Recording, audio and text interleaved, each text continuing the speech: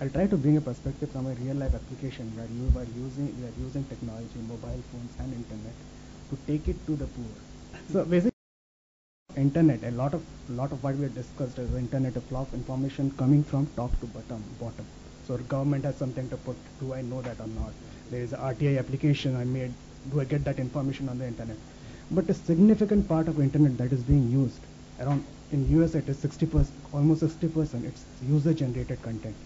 I have the power of I have the power that I have to, if I have to say something, this goes to the entire world, and it's a very huge paradigm change. I mean, I may have 2 followers on Twitter, but those 2 followers on Twitter may have 2 more who have 2 more. So there is this change, so that I have some information, I can send it to, I mean, theoretically I can send it to the entire world, and that is the premise that by which we started CGNet. So CGNet we started in 2004, where the idea was that everybody has a story to tell, and all they need is a voice to tell this. All they need is a medium that their story goes to everybody else, and it's more relevant for Chhattisgarh, where there are Adivasi communities who are, I mean, who are talking languages which are not which doesn't even have a script, so they have a voice. So we started a Yahoo group, okay, in 2004. The idea was anybody can send us an email and we will just put it on the internet. Okay, we tried this for 4 or 5 years, but I think that is where this accessibility part of internet comes in. So Chhattisgarh has 0.7% internet penetration. This 0.7% are even including those who access internet on a monthly or yearly basis, who can access internet. Our internet is highly Anglo-centric, so there is no standard Hindi medium, there is no Hindi keyboard layout that is there. There is no standard. I mean, we would get letters in which are in fonts, Kriti Dev, random fonts basically, and then we would put it in the internet. Nobody was able to read that because it's highly Anglo-centric. The development on Indic languages did not start. Okay. So in 2008, we realized that that's not working. So we are getting information, but those information was coming from urban activists who were working in that region. So they are coming from a prism. I mean, obviously they had very good intentions. It's not that it didn't work, but yeah, we are not getting it from the people who are actually affected or who are actually have something to say.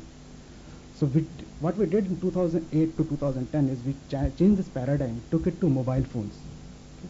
These are very oral communities. They don't have written scripts, but these are oral communities, so that if you ask them to tell something in 3 minutes, they will do it much better than me or most of us can. Okay. So what we did was we created a platform where if you call, we create an IVR. It is a very simple technology. Anybody can call a number, record their message. That message is put automatically on the internet. So it goes to the internet, it goes to Facebook, it goes to Twitter, it goes to a bunch of Yahoo groups. It also works on the reverse way. So anybody can call that number, press a different button, press 1 or to record, press 2 to listen, and he can listen to what others are saying. So that is our definition of internet. So it is based on voice.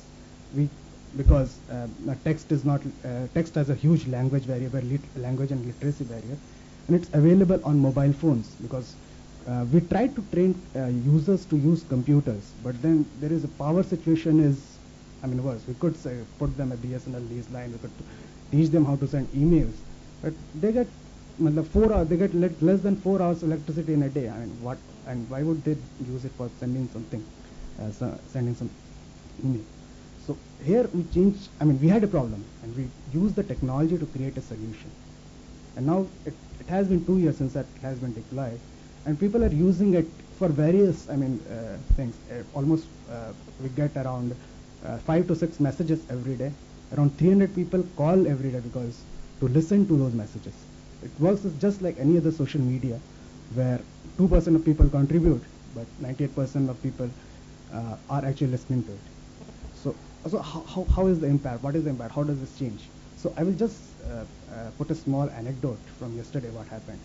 So Chhattisgarh has BPL families get free health care in government hospitals. One BPL laborer, he was admitted in a hospital. He didn't get, the hospital was not equipped to treat his ulcer stomach ulcer, and he was referred to a hospital in a private hospital in Raipur. They admitted there. Theoretically, if they submit the BPL card, they would get the government will reimburse the amount, but it didn't happen. So they paid the amount. It came to around 20,000, but the laborer died. The relatives were trying to get the body, but hospital was asking for 40,000 rupees. Somebody else who knew about CG Natswara, who knew about this number, he came across their relatives and he called this number. He called this number, and at 6:30 we got the message. We released it at around 6:40 on internet, on Twitter, on somebody got it in Twitter.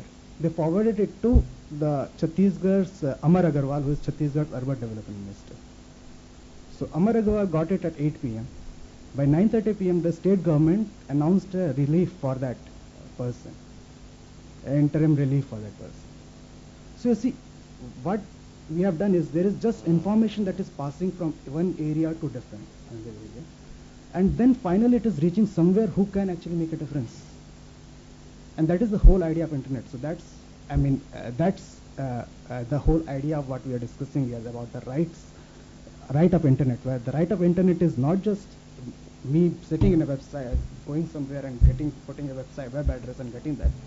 Right of internet is the ability of me putting some message across, goes across boundaries, across geographical, across social boundaries, and nobody should stop me from doing that. As long as that is possible, then that is where this debate. I have a question for Anup. Anup, do you have a closed network? Who all uses that service? So we have my co-founder, Subhranshu started. He's a night journalism fellow, and he reported from Chhattisgarh from a long time.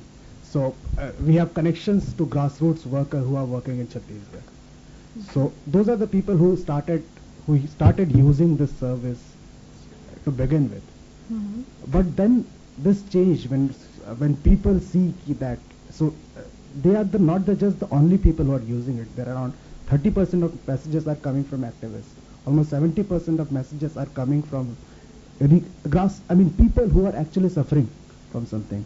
Almost every fourth message is about Narega payments. So somebody calls from Jashpur ki yaar Narega mein mere ko payment nahi mila.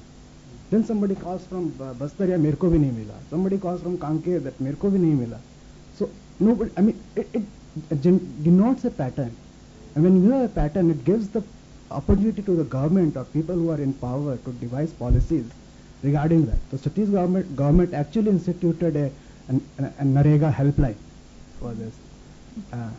So it's open, but the spread is more on a word of mouth. Okay.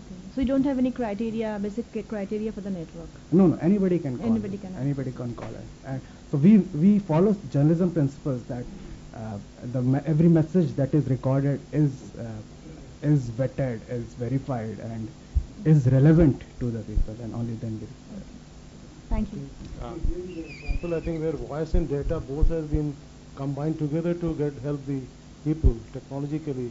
If you think internet is only not accessible, but I think voice medium is used for addressing the issue and how to circumvent the internet.